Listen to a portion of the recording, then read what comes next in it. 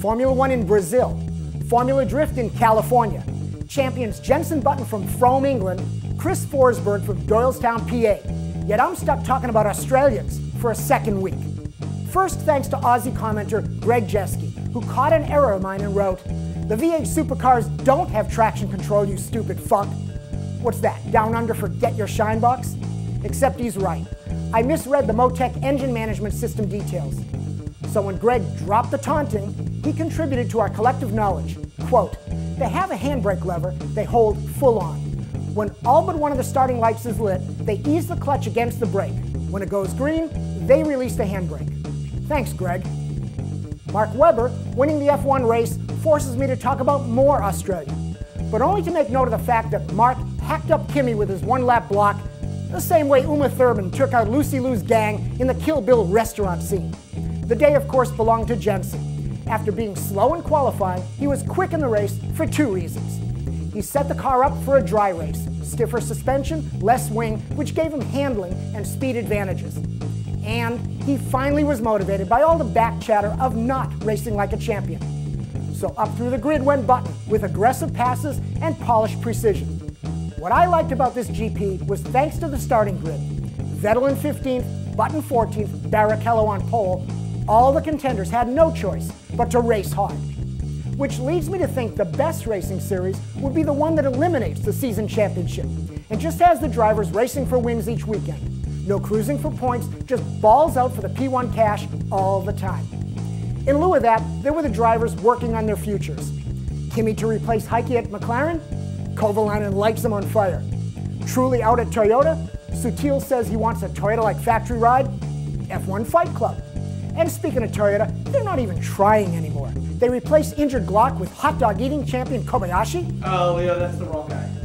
Wrong Kobayashi. Kamui, the GP2 driver, not Takeru, the guy that ate 55 francs? You got it. Whatever. This Kobayashi raced great.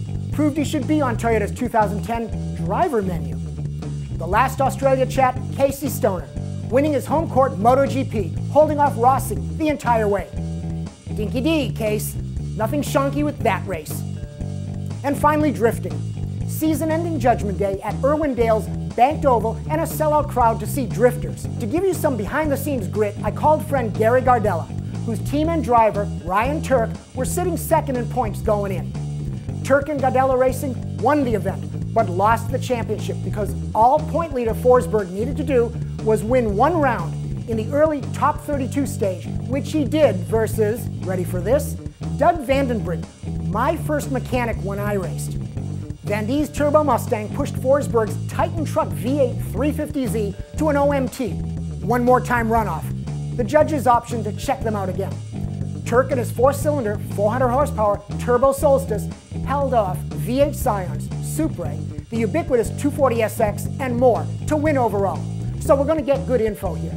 First, horsepower is not the end-all. It's about traction, throttle response, and handling. Gardella crew guy, Scott Davidson, he of 35 years of race car setup, said the key is suspension travel to get the car to sit and stick. Alignment that keeps the tires vertical for full contact. Soft springs for compliance, firm shocks for control, and working the tire pressures. Because drifting needs the tires hooked up, not glazing over the surface. Ryan drives the clipping points and uses his peripheral to eye the competition when running tandem. In all, it's like racing, but it's not.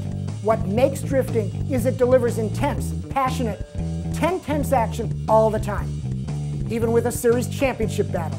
So drifting gets the love it deserves. Thanks Gary Gardella Racing, Ryan Scott, and Mike Whitney.